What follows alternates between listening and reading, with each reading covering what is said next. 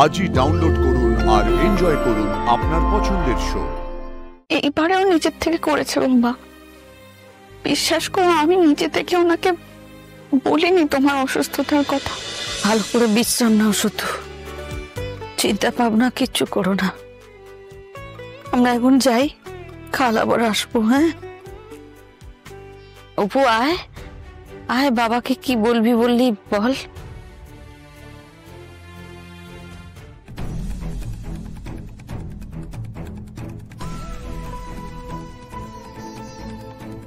বাবা কাল তোমাকে ছেড়ে দেবে যদি সবকিছু ঠিকঠাক থাকে।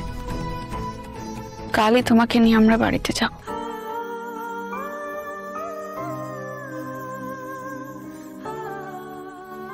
এই অপারেশনের এত খরচ, হাসপাতালের এত খরচ, সব কিভাবে জোগাড় হলো? ওর কি এখনই সব না জানলেই নয়? অপু, আর্য স্যার দিয়েছেন।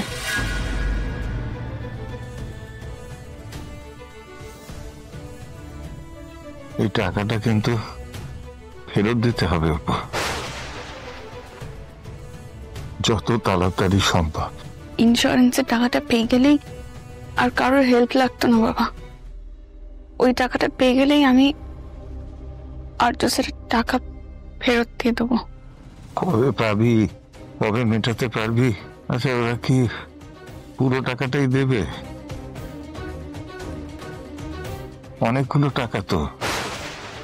আপনি স্ট্রেস নেবেন না কাকাবাবু, ওটা আপনার জন্য সমস্যা তৈরি করতে পারে। কথা বলুন, আসছি। এই টাকাটা না দেওয়া অব্দি কিন্তু আমি শান্তি পাবো না।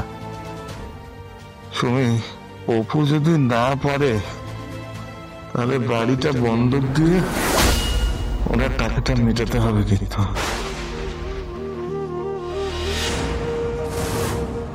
তোমাকে তো এত চিন্তা করতে বারণ করলেন ডাক্তারবাবু। আর ঋণের বোঝা বাড়াতে যাই না সুমি, এই টাকাটা শোধ করতেই হবে যেভাবে হোক।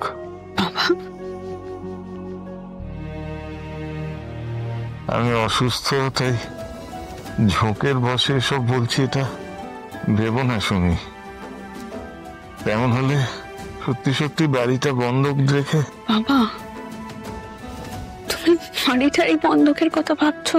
আমি তো আছি নাকি, একটু ভরসা করো আমার উপরে। আমি বলছি তো, আমি চেষ্টা করব যদি ইন্স্যুরেন্স থেকে সবটা টাকা পাওয়া যায়। যদি ওপরে মান সম্মান টিকে থাকে না রে অপু। তুমি আর এখন এত কথা বলো না শুধু। অপু বাবা, আমাদের মান সম্মানহানি হয় এমন কোনো পরিস্থিতি তো তৈরি হবে না। আর তাছাড়া আর্য স্যার তো এর আগেও বহুবার আমাদেরকে হেল্প করেছেন, বহু বিপদে করেছেন নিজের থেকে। এইবারেও নিজের থেকে করেছে বাবা। বিশ্বাস করো আমি নিজে থেকে ওনাকে বলিনি তোমার অসুস্থতার কথা। তুই নিজের পায়ে দাঁড়িয়েছিস, নিজের ক্ষমতা মতো যা পারিস সেটাই করবি। এই দায় তুই নিস না।